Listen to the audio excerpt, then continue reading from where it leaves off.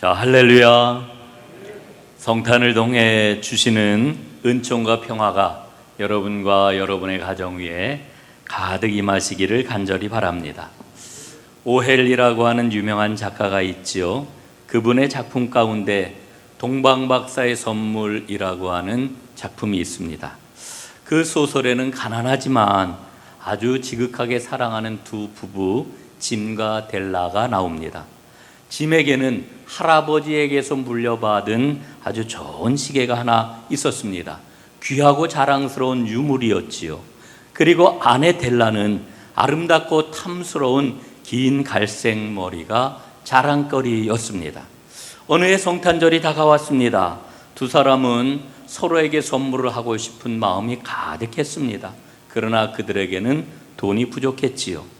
아내인 델라는 그동안 아끼고 아꼈던 그 돈을 꺼내서 한번 보았습니다.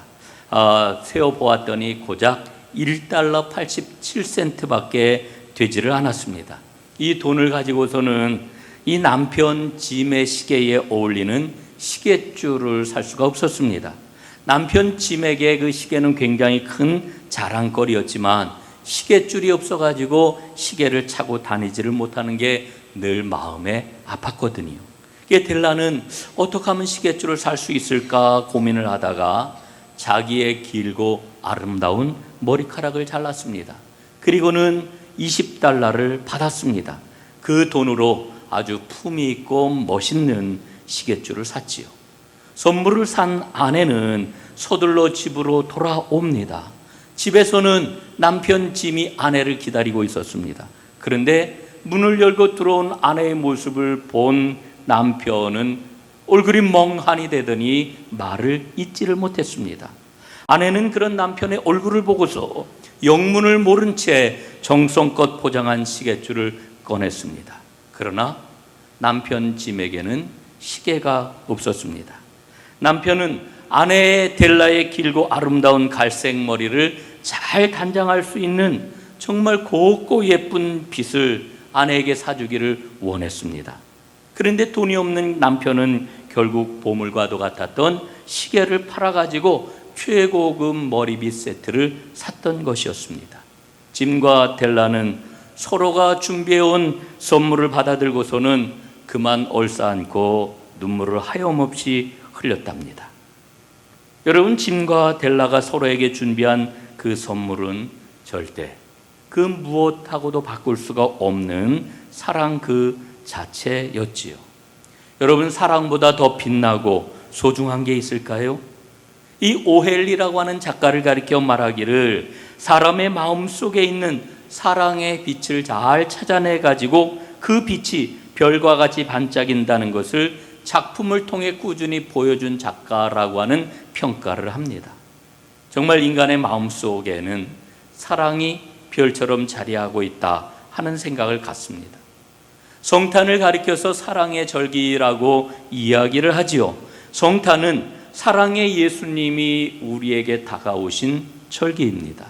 그래서 성탄은 언제나 따스하고 아무리 밖에 날씨가 춥다 할지라도 그 추위를 이겨낼 수 있는 온기를 우리에게 불어 넣습니다. 인생을 살아가면서 한파와 같은 어려움을 만날 때가 얼마나 많습니까? 그런데 그 어려움 속에서 절망을 이겨내게 하는 힘과 능력의 원천은 바로 이 성탄의 은혜라고 하는 생각을 갖습니다. 오늘 성탄절에 우리는 동방박사를 만나고 있습니다. 한희철 목사라고 하는 분은 진실과 진리를 담기 위해서 가장 좋은 그릇이 있는데 그 그릇은 이야기다, 이렇게 말을 합니다.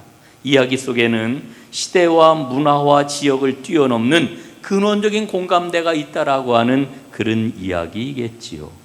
여러분, 정말 동방박사 이야기에는 사랑이 가지고 있는 진실함의 빛이 담겨 있습니다. 제 나이 또래의 사람에게는 성탄절은 이야기로 마음에 간직이 되어 있습니다. 유년 시절 혹은 청소년기나 청년 시절 우리 안에 담겨진 성탄 이야기가 있는 거지요. 그 이야기는 인생을 살아가면서 온갖 가지 어려움을 만날 때에 그것을 넉넉히 이겨낼 힘이 되었던 것을 고백을 하게 됩니다. 성탄 이야기가 주는 그 힘은 분명합니다. 바로 성탄은 우리 삶의 근원이고 고향과 같은 이야기다라고 하는 그런 생각 갖게 되는 거죠. 여러분, 오늘 동방박사 이야기를 보게 되면은 그들은 아주 머나먼 곳에서 탄생하신 왕을 경배하기 위해서 찾아왔습니다. 그런데 동방박사 이야기 가운데서 오늘 좀 한 가지 여러분들과 좀 집중해서 살펴보려고 하는 것은 별 이야기입니다. 여러분, 사실은 동방박사가 별을 따라 예수님을 찾아왔기 때문에 여러분 성탄 이야기 그러면은 별 이야기를 빼놓을 수가 없지요.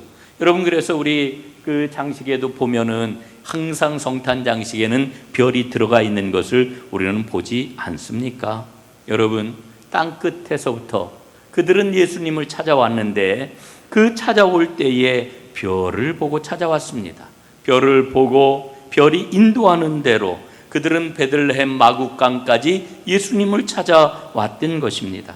저는 동방박사들을 인도하여 낸 그 별을 보고 생각을 합니다.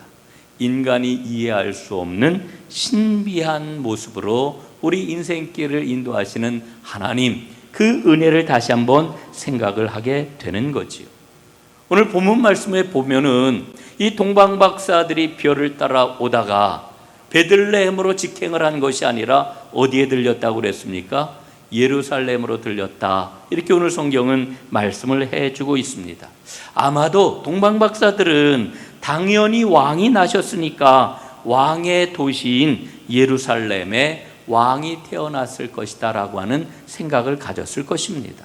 여러분, 이 동방박사들이 자신들의 생각을 앞세워서 예루살렘으로 들어가 왕을 찾았을 때에 그들은 별을 놓치고 말았습니다.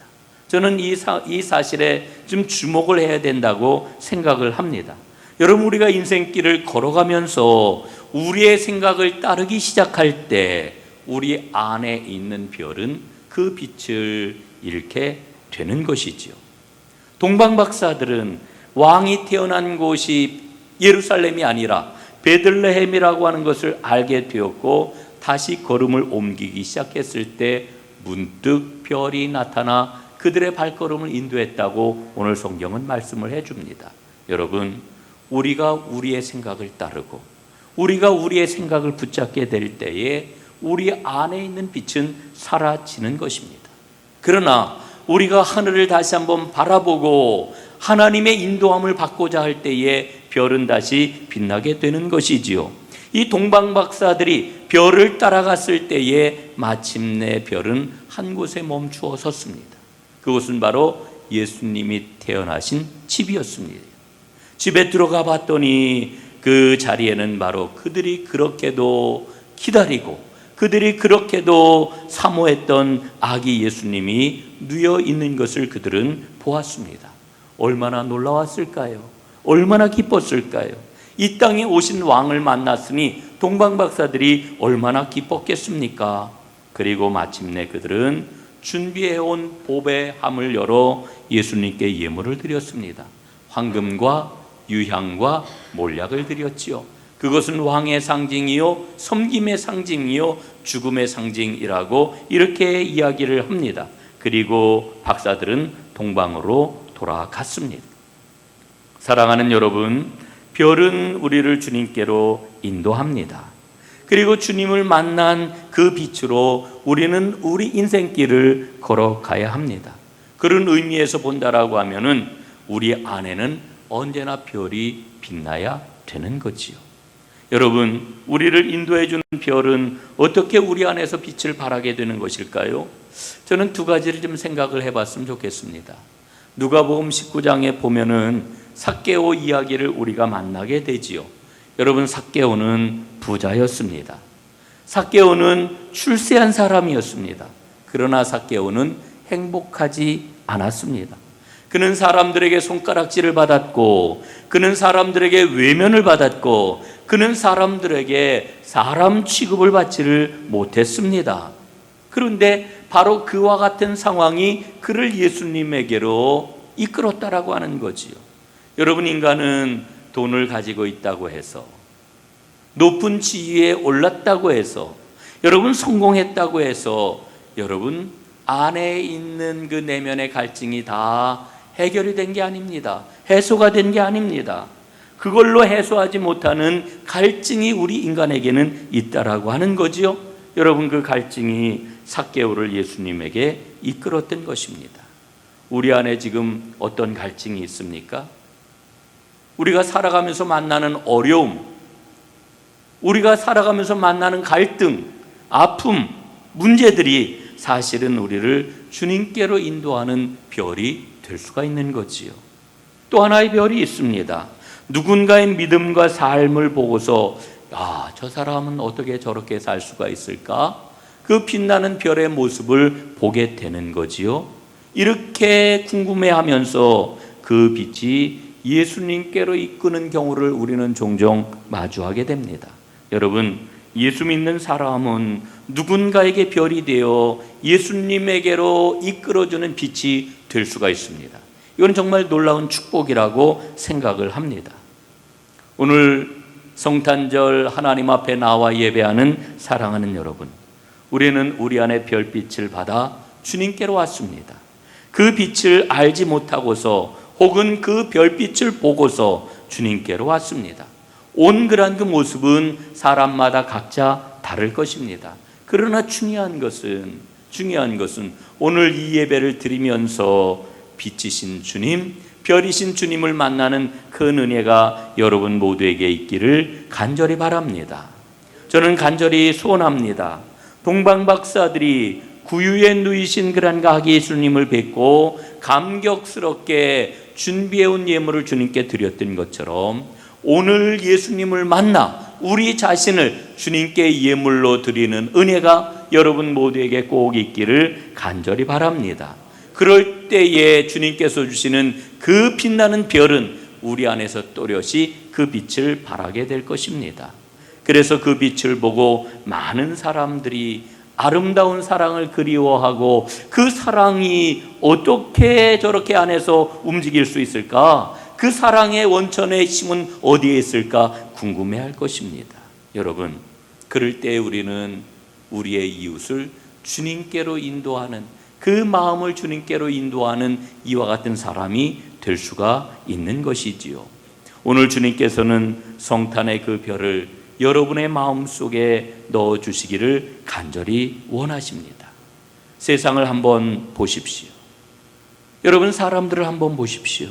온통 아픔과 걱정과 상처와 분쟁과 미움으로 두려움 가운데 살아가고 있습니다. 여러분, 이런 세상에 정말 필요한 것이 무엇일까요? 우리 주님이 가져오신 사랑입니다. 우리 주님이 허락하시는 평화입니다. 우리는 바로 주님께서 주시는 그 은혜를 힘입어서 그 사랑의 빛을, 그 평화의 빛을 발하는 주님의 별로 부르심을 받았습니다. 이 빛을 아름답게 발하는 주님의 사람들이 다 되시기를 주님의 이름으로 축원합니다. 기도하겠습니다. 하나님, 고맙습니다. 우리에게 마침내 오셔서 영원한 생명을 주실 뿐만 아니라 우리에게 사랑을, 우리에게 평화를 주시는 주님을 찬양합니다. 오늘 주님은 우리의 심령 가운데 그 빛을 환히 빛나도록 우리 안에 별을 넣어주시기를 간절히 원합니다. 주님께서 원하시는 바대로 우리 안에 별이 자리 잡게 하시고 아름답게 빛을 발하는 하나님의 사람들이 모두 다 되게 하여 주시옵소서. 예수님 이름으로 간절히 기도 올리옵나이다. 아멘.